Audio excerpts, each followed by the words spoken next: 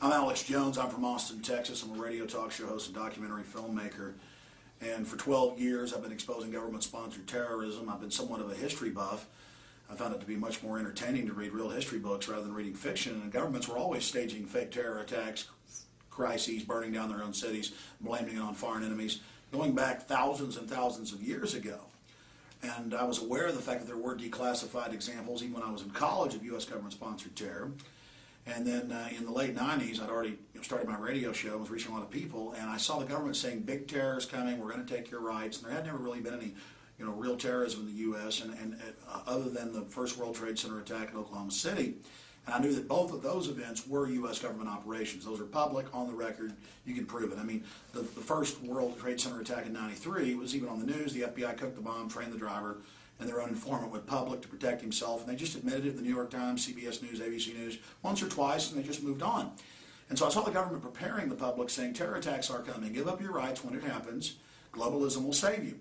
So I began by 1996, 1997, really focusing, my main focus, on the coming martial law, the NSA surveillance state, the cameras going in, the military control grids, the military doing urban warfare drills across the country that I covered, to take our guns, to put us in camps, Marines, Army, admitting it's for America, training with foreign troops. I went and videotaped this. People couldn't believe it. People were so shocked they thought I'd gone and rented the U.S. Coronado, an aircraft carrier, basically, a Marine aircraft carrier, and they thought I'd hired thousands of troops and foreign troops, $50 million budget. No, it was real. It was real places. I really got this on footage in Police State 2000 and other documentaries.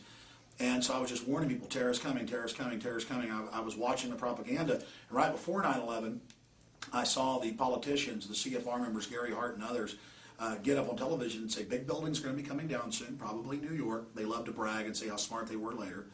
And you just need to give up all your rights when this happens, and we'll keep you safe.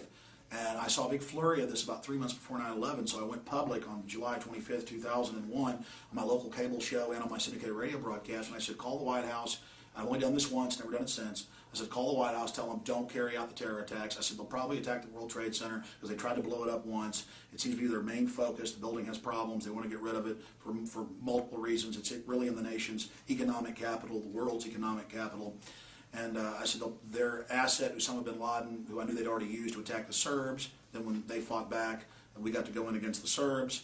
I'd seen bin Laden do this with the Russians. I knew he worked for the globalists who control our country, for the New World Order. And so I just put all these pieces together, really what I am as an analyst. And I went on air and I said, they're probably going to use bin Laden as the fall guy to attack the World Trade Center, and he'll even take the blame. And we broke it all down. And sure enough, 2 months later, September 11th, it did happen. And from that minute, I was on the air, covering the fact that it was an inside job, going over the evidence, Operation Northwoods, the official U.S. government plan that was green-lighted, all the way up to McNamara, and then to President Kennedy, who said no to it, a plan to blow up U.S. ships and blame it on foreign countries, a plan to hijack jets by remote control and crash them and issue a list of young people who were dead to create a, quote, helpful wave of national indignation to manipulate us into war with Cuba, and then the Soviet Union was their final plan. And so out of the gates, I started covering that. Out of the gates, I went back to Oklahoma City, the first '93 attack, and began to warn the people. I also predicted on September 11th that we would see a biological attack. That's on record because I knew that they want to keep the fear going, so I predicted some type of limited biological attack. About 4 weeks later, we learned that anthrax had been mailed out to most of Bush's political enemies, and it was U.S. government grade of the highest quality from Fort Detrick, Maryland, coated in bentonite, a particular U.S. process, miniaturized, and just the piece of equipment alone to coat the spores in bentonite cost over $100 million. Again, it was the U.S. certified version. Only the Brits have the technology to do it as well.